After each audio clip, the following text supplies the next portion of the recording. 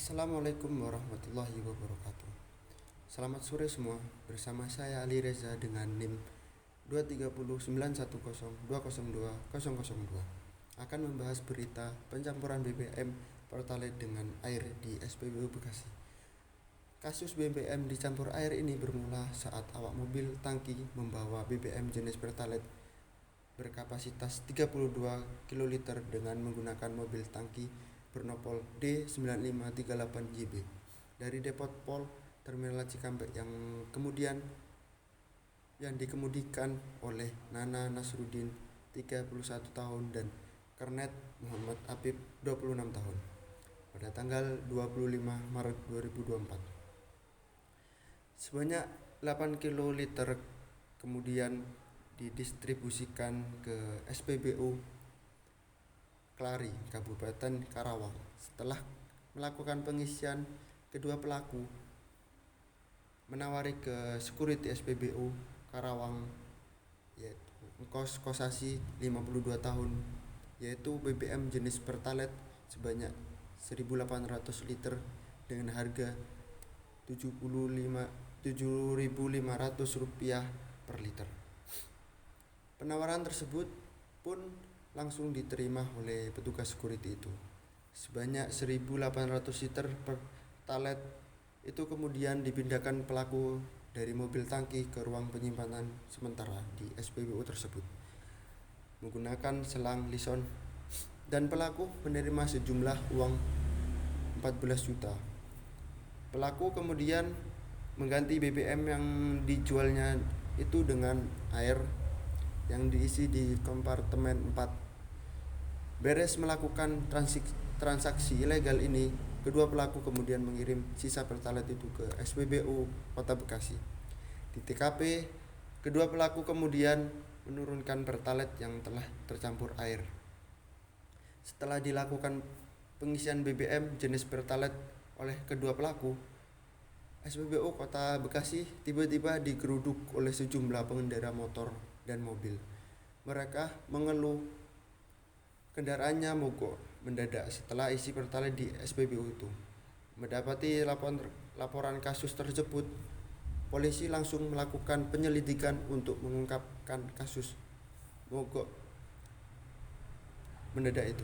Dari hasil penyelidikan, polisi menemukan 4 dispenser BBM jenis Pertalite yang bercampur air di SPBU itu.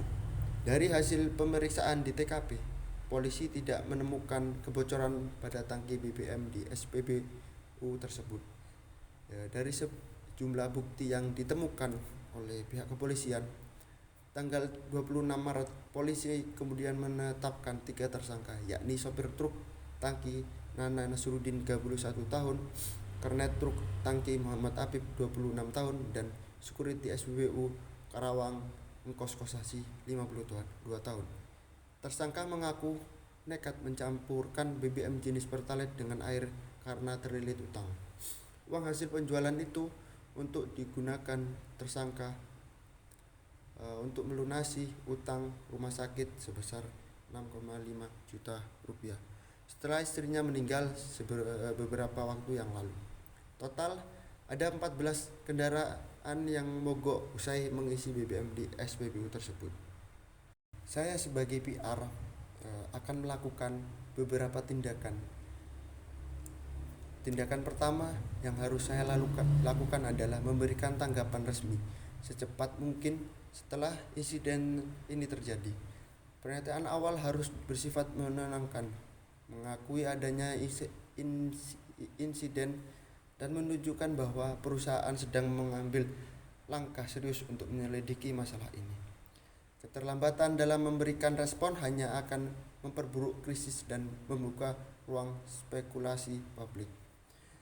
Tindakan kedua yaitu saya perlu bekerja sama dengan tim operasional dan manajemen SPBU untuk melakukan investigasi secara menyeluruh.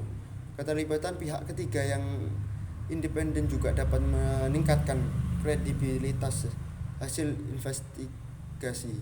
Selama proses ini, PR harus menyampaikan perkembangan secara terbuka dan berkala kepada media masyarakat.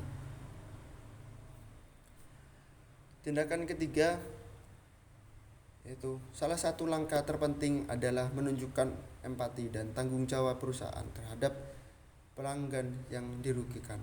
Saya harus mengkomunikasikan langkah-langkah kompensasi yang diambil seperti penggantian biaya servis kendaraan akibat kerusakan dari BBM tercampur itu, pemberian voucher BBM gratis, atau layanan pemeriksaan kendaraan secara gratis di bengkel rekanan. Tindakan ini penting untuk memulihkan kepercayaan pelanggan secara langsung. Tindakan yang keempat yaitu setelah krisis mereda, saya memiliki tugas untuk membangun kembali citra perusahaan.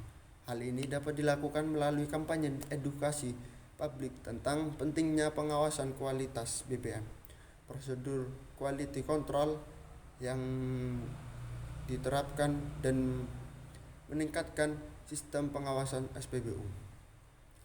Keterbukaan terhadap perubahan sistem dan peningkatan layanan menjadi bukti komitmen perusahaan untuk terus berbenah.